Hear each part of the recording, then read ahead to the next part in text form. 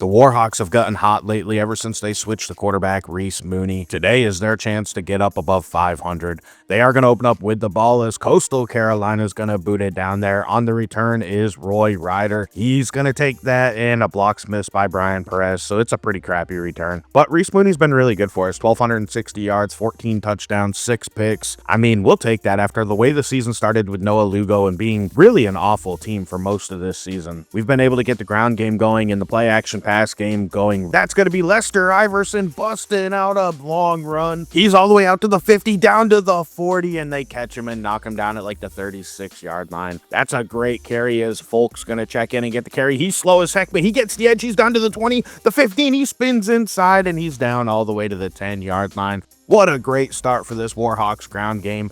We're going to keep leaning right into it as Lester Iverson checks back in. That's a short carry. They bottle it up here. Both Folk and Iverson in the backfield here. They go to Iverson, and he's going to fight all the way down to the 2. He got kind of stonewalled there. So it's going to be 3rd and goal here, and Jsi Wint pulls it on a read option, and he can't get in. He's not much of an option quarterback, but on 4th and goal, we're going to go for it. We give it to Iverson. He makes a cut, and he goes in for 6. Touchdown Warhawks. They're going to take an early 7-0 lead over the Chanticleers today, or Chanticleers, whatever the heck their name is. That's one that I'm going to struggle and stumble over all the time. But you guys can go ahead and make fun of me in the comments down below. As Coastal Carolina takes over here on offense, that's going to be a short play. I mean, they picked up 5, so not real short. But you're also going to notice this episode doesn't have any of the game audio. This isn't a standard on this channel. I made a mistake and I had to either choose to not show this game at all or play this game without the audio. And honestly, with this game being us fighting for getting over 500 for the first time all season, I felt it was important to show it. As it's 2nd and 3 here, Coastal's going to send a guy in motion. It's play action, and we get a sack. That's going to be Emmanuel Hawkins busting through. That's going to back them all the way up to a 3rd down and 10. They're going to be forced to pass again. We have Esposito getting pressure and tipping that pass. It goes up in the air and hits the ground without being caught, so we get a quick stop here. We go to the ground game to open up our next drive, and that's going to be Lester Iverson picking up probably 11 or 12. Right back to Iverson again, cutting outside. He has a lot of space, and he's going to only pick up 6. Or correct that, actually only 4. So on 2nd down, we're going to go right back to Iverson again. He's going out wide. He has a lot of space, but he ran into the backside of our tight end. That's going to bring up 3rd down 4. We have to pass. Mooney has a wide open receiver. That's Joe Basley making a guy miss and getting a few extra yards there.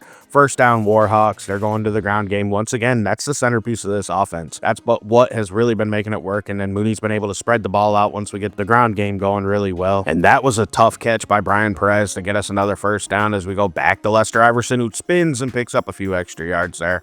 2nd and 4, using some motion. We're going to go to Basley on the jet sweep, and it doesn't work. He got off the block of Caleb Gross and was able to make the tackle there.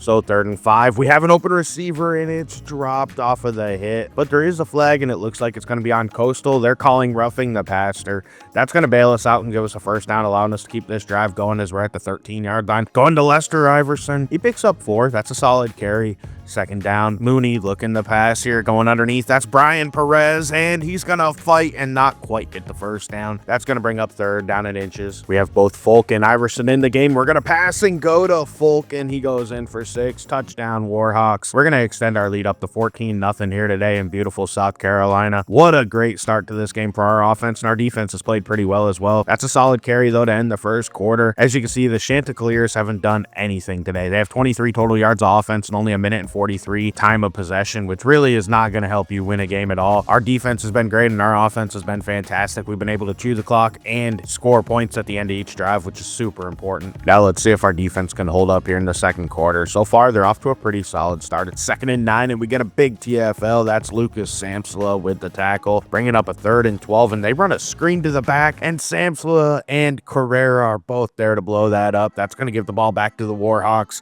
Jsi Wint's going to take a shot off of play action. That is Caleb Gross with a big play and a spin, and he's going to get down inside of the 30. That's a huge play for us. So we decide to go back to the ground game. Lester Iverson getting the carry, and he can't make a guy miss. It ends up being 3rd down and 7. Play action for Jsi Wint looking take another shot, and that's nearly picked. That was just a bad decision, so we're forced to settle for a field goal. The kick is going to be up, and choice is going to be just short. It hits the bottom bar. You've got to be kidding me, man. So it's still 14-0 as the Chanticleers take back over. Thankfully, our defense, led by Fernando Carrera, has been awesome today. They're going to throw a bubble out there, and that's their tight end breaking away. James Hogue laid out and just missed the tackle. Ultimately, Austin Ackle was able to get there and get him down, luckily, so that it didn't result in a touchdown. Now it's first down from about midfield, and they're going to tuck and run with the quarterback. Great play. That was kind of a late hit there by Gregory Jim, but they didn't throw a flag, so everything's all good on that as they go to the ground game, turn the corner, get a first down, jump over a tackler, and get down to the 27-yard line.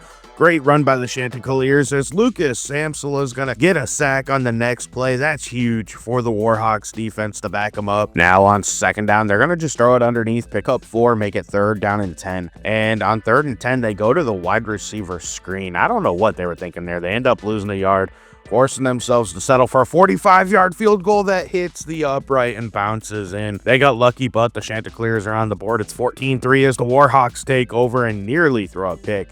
Reese Mooney, that was not a good decision, and on the next play, he does throw a pick. There is a flag. All we can hope for is the defender got there a little bit early. He does have a right to the ball, though. That's the biggest problem we're going to have. And they're going to call holding on offense, so it's not going to matter. That's going to be a pick 6. Now the Chanticleers are right back in this game. It's 14-10 with 4.5 minutes left in the first half. Now let's see if this Warhawks offense can give us a little bit of a gap again without making a mistake as they go to the ground game. Iverson was bottled up. It's already 3rd down and 8 for Reese Mooney. Feeling no pressure, going underneath. Nice pass, but he's not going to get to the sticks. They got stopped there. Caleb Gross was just short, so they punt the ball back to the Chanticleers. This game's gone way too sideways in order to take a big chance there, so it's all up to our defense now as they're going to use some motion here, go to their ground game again, and that's a nice tackle by Joseph Iosu. That's going to get us, I thought, a 3rd down, but it turns out they gave him the first down on that play. Looking back, I probably should have went ahead and challenged that. I don't know why I didn't. That clearly wasn't a first down. Either way, we still have a chance to stop them and not allow points. That's a 4-yard gain. It's 2nd and 6, minute 49 left in the half. Stepping up in the pocket, going to an open receiver. Nice play. First down, Chanticleers. They're clearly in field goal range. They could at least make this a 1-point game as they're on the move and their quarterback throws it away. That was a wise decision. That's exactly what he had to do there. We're getting no pressure. He fires it quick. That's a slant and an easy first down to the, 10-yard line for the Chanticleers. They're not going to quite call it 1st and goal, and it's not going to matter. That's a tough catch. We hit him hard with Gregory Jim. However, he was able to hold on. Touchdown. Now Coastal Carolina just took the lead. The last 4.5 minutes of this half have been nothing but a complete disaster for the Warhawks. Somehow a game they were dominating, they ended up trailing here. So let's see if we can get points before halftime. We have to check it down. There is a flag, and it looks like it's going to be on Coastal. That'll give us 15 free yards at the end of the play. Nice turn of events here. That was already 3rd and 11. So it's 4th and 10 here. We decided to go for it. I'm frustrated at this moment. 3 seconds left in the half. We run it out, and that's a touchdown. Caleb Gross comes down with it. They let him get him over the top. I don't know how you allow him to get that wide open, knowing that all we can do is chuck it up on 4th and 10. If we got a first down there, it's kind of like whatever. They gave up the big play. That's a huge mistake for Coastal Carolina. Now we're going to have the advantage 21-17 heading into halftime. Some keys for our offense in the second half. We need to run the ball, and we need to avoid the big turnover. For our defense, we got to get back to clamping them up like we did for the first quarter and a half. I think we're able to do it. Unfortunately, here we give up a big play and a first down across midfield. Coastal goes to the screen game. That's bottled up. It's going to be 2nd and 8. They're going to go to the ground game. Smart decision, but Austin Ackle, our stud defensive end, comes in and says, nah, you ain't doing that to me. 3rd and 11. We got pressure, but he stepped up and out, and that is going to be a great play from their quarterback. That's another first down to about the 30-yard line. Back to the ground game they go, and we got that pretty bottled up, I thought. It's going to bring up 3rd and 3. We have a chance to stop him and hopefully only allow 3, and that's exactly what we do. Devin Darasaw gets the DFL. It's 4th and 6 from the 28-yard line. They're going to be forced to settle for a 45-yard field goal, and I thought we were going to block it. Unfortunately, they're able to drill it, and they make this a 21-20 ball game. We are still in the lead here, so let's just be smart and execute our game plan. That's a good start here as we're going to pick up a first down, go back to our ground game. That's a handoff to Iverson, who was bottled up, 2nd and 11. We're going to motion Iverson out, and let's go 5 wide. They might be sending a blitz. They had 5 guys down at the line, but it don't matter. We're taking a deep shot over the top. That's a completion to Caleb Gross down to the 20-yard line. Big play from the Warhawks. We wanted to run the ball, but so far through the air in the second half's been fantastic. As we go to the read option, that's Reese Mooney picking up 5. He wisely slides to avoid the hit. We can't have him going out. On second down, throwing it underneath. That's a first down to Caleb Gross. Nice play. So we're at about the 6-yard line. It's going to be first and goal. We're going to go to the screen game. Lester Iverson lowers his shoulder and tries to dive over the tackler. He can't quite get in. It's going to be second and goal, going back to Iverson, and in he goes. Touchdown, Warhawks. We are going to get an 8-point advantage now. Big play for the Warhawks, 28-20, about halfway through the third quarter. Now let's see if we can tighten it back up with our defense. That's a good start with a great TFL there. On second and 12, it's play action, looking to take a shot, and we're going to get a sack with Devin Darrisaw.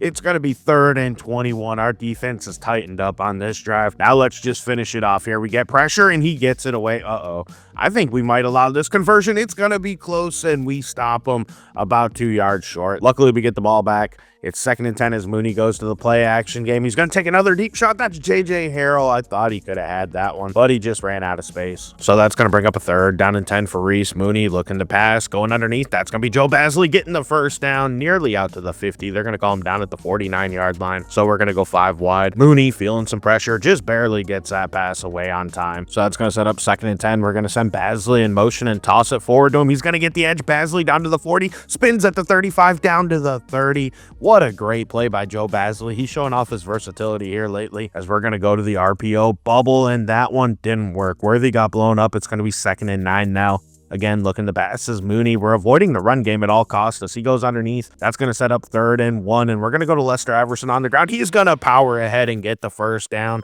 keeping this drive going. We go back to Iverson. Again, Iverson's going to find a little bit of space. He picks up 5, setting up 3rd, down and 5 for the Warhawks. Mooney going underneath, and we can't quite get there. We get stopped just short of the sticks, so we settle for 3. The kick's up, and Choice doinks it off of the upright to end the third quarter. You've got to be kidding me, man. It's 28-20 still here as the third quarter comes to an end. That's a big mistake. That is a 2-score lead right there, and we just missed a perfect opportunity to possibly put this game on ice. Now let's see what Coastal can do here. They have a chance to respond. It's 2nd and 9 from the gun, looking to pass. We get a little pressure. That's Darrisaw getting in there. Darrisaw dives and can't get him down. I don't know how he got that pass away, but it's 3rd and 9. We have another chance to stop him. Pressure gets in there, and Emmanuel Hawkins is going to take him down. It is going to be a big stop for our defense. So let's see if our offense can correct our mistakes of the last drive here. Lester Iverson getting the carries. Honestly, something we should do a little bit more often. He's a key part of this offense, and I think we kind of went away from it here in the last few drives, as we're looking to chuck it deep on this play, and it works perfectly. J.J. Harrell in the corner of the end zone. Touchdown, Warhawks. That's the 2-score advantage we've been looking for. It's 35-20 here, 9 minutes left in this ball game. Warhawks have a great chance to just shut them down here and close this game out. Let's see if we can hold up. It's 2nd and 5, getting a little pressure. That's a shot down the field that I thought should have been picked and then caught. I don't know how that one ended up hitting the ground, but it's 3rd and 5 pressure. They're going to chuck it down the field, and what a throw, and we knock it out, luckily. That gives the Warhawks the ball back here, right up around midfield already, and they have a chance. Like I said, this game's going to be over if they get any points on this drive. I don't see Coastal being able to get back in it as we go back to the ground game, and that's going to be Iverson. Solid gain, 4th and 3. We decided to go for it. We bring in Lugo to run a read option, and look at that, Lugo down the sideline, knocked out of bounds at the 10-yard line. That's a huge play right there. That's exactly what Noah Lugo offers to this offense. He isn't much of a starter, and honestly, he'll probably leave after the season, but while we got him, we're going to keep running him. We go to Brian Perez, and as you can see, he gets shaken up on that play.